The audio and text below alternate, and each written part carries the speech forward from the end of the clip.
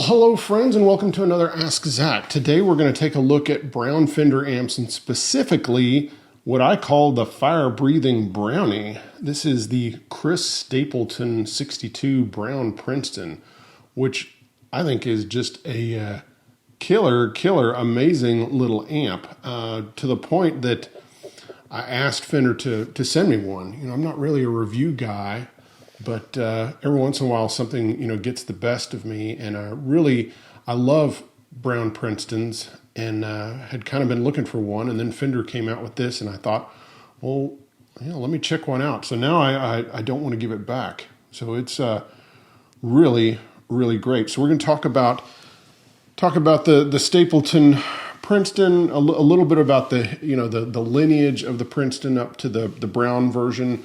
What makes the brown amp sound different than other Fenders, and and just have a little fun, and of course hear what it sounds like.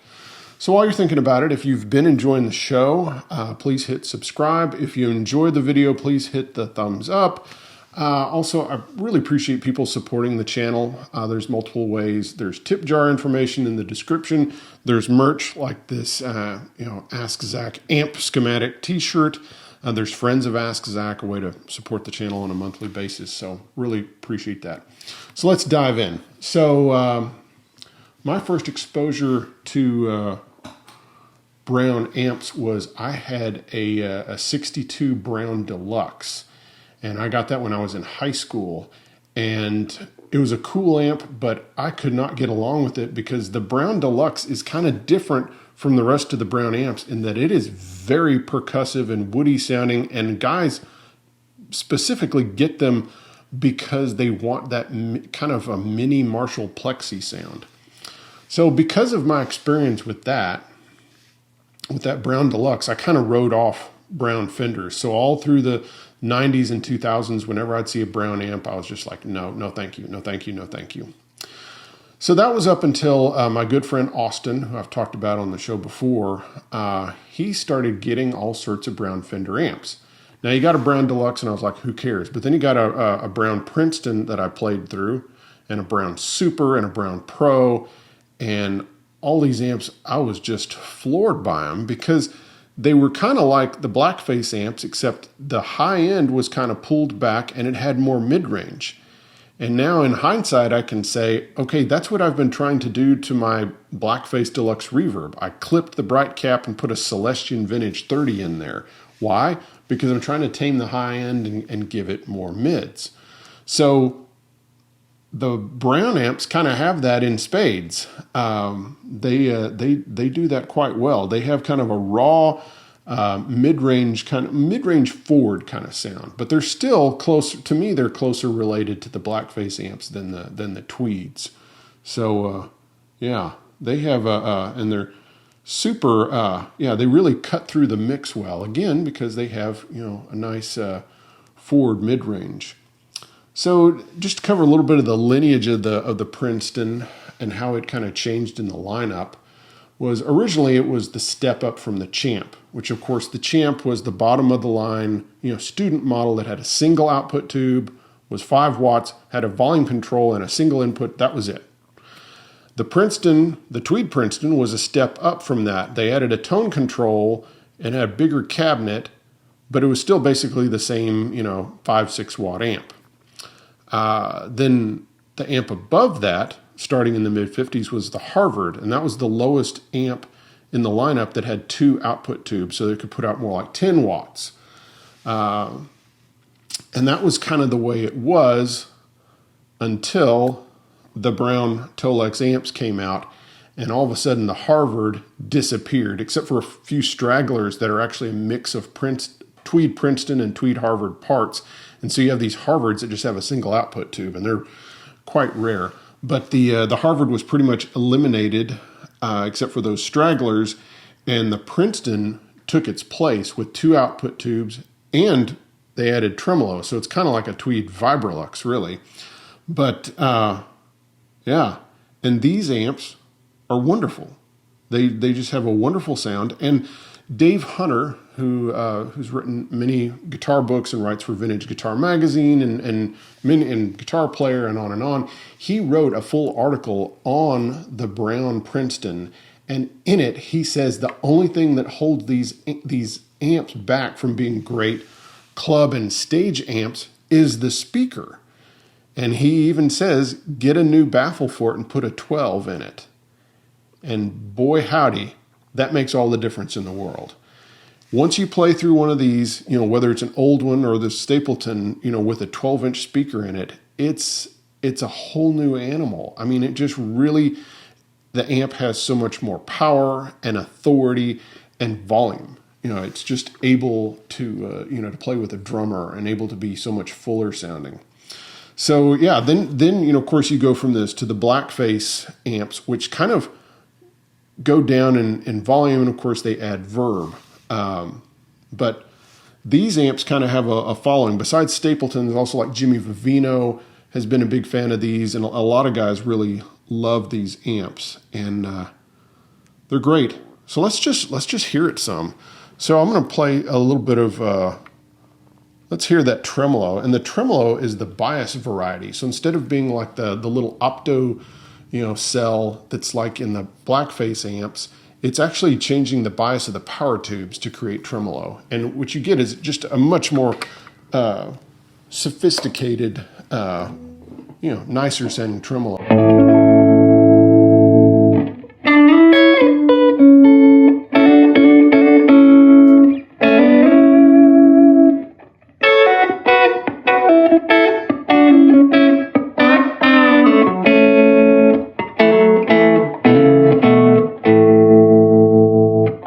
Of course, I've only got the intensity on like 4, about 3.5, 3.25. So if you turn the intensity all the way up, you get crazy.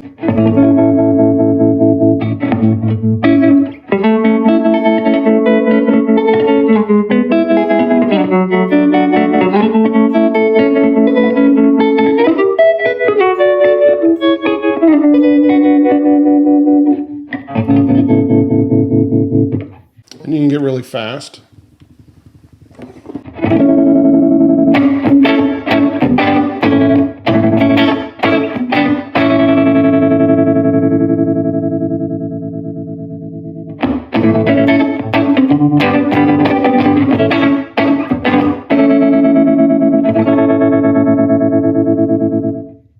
Really beautiful tremolo on it.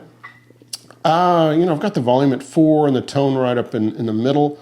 Of course, you turn these things up, they're, like I said, they're kind of fire-breathing dragons. You can get a really great. So I've got it up to about 8.5 here.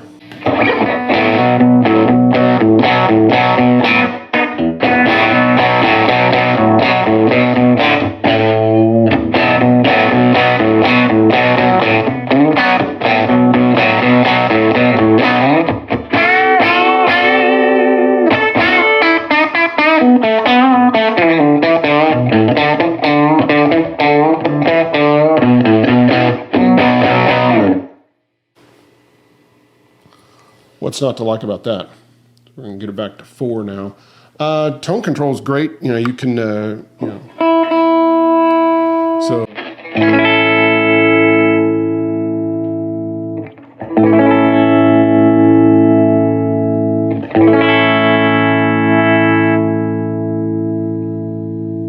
I think it's kind of best at the 5 position, and I don't really miss having separate treble or bass controls. And it's kind of one of these things where 5 is what you would call kind of more flat as far as the EQ, and you get darker as you go down to 1, and you get brighter, of course, as you go up to 10. So 5 is a really nice position on this. Again, they just did a really stellar job on this. It's got a signature speaker in it from Eminence, and it is heavy. It's like, the speaker itself, pretty much, it's 10 pounds. And the efficiency on it is very high. Where most speakers have an efficiency rating somewhere in between 95 and 99, this has one of 101. So again, it's taking the power from the amp itself, and it's really using it in a more efficient, cleaner way, so that you get more volume out of the amp. yeah, nice big ceramic magnet speaker. I think they did an amazing job. I did with, not this amp, but with another Brown Princeton, I did experiment with some different speakers at one point. And if you're wanting to push it more, like less mid-range, you can put like a WGS G12 CS. That's the smooth cone, their ceramic speaker. That will kind of pull back the mids a little bit. I think you have to take into account that Chris plays a jazz master, and therefore, that's kind of a wide sound, but not a lot of mid-range. So I think, the speaker even adds some mid-range to it. So I like it, but if it's too much mids for you, you can always, do a speaker swap, which is a really quick and easy way to, kind of dial in an amp to what you want it to be like. Yeah, really cool. Solid pine, comes with a foot switch, comes with this Filson cover.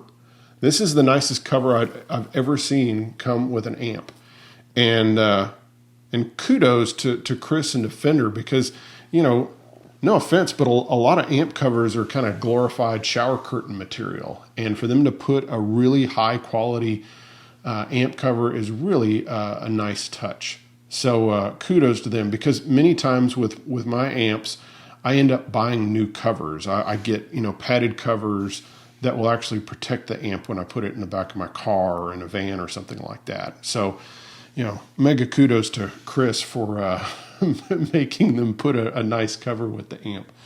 And the amp is, it's hand wired. It's got a reproduction of the old blue Mallory caps. It's $21.99, which is pretty fair price for a hand wired Fender amp with a solid pine cabinet, a signature model speaker, and a beautiful cover, and it's eminently giggable and wonderful sounding. Probably the only thing I would add to it is you could add a delay pedal or a reverb pedal to it just to finish it out some. So here's what it sounds like with a little bit of verb on it.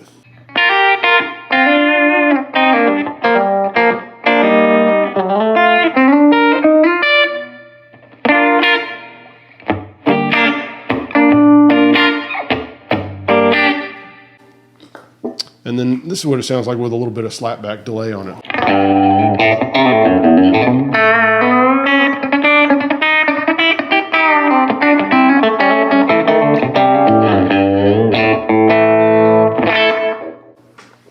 You can tell it takes pedals fine, even drive pedals or whatever you throw at it, and just has a nice fat sound.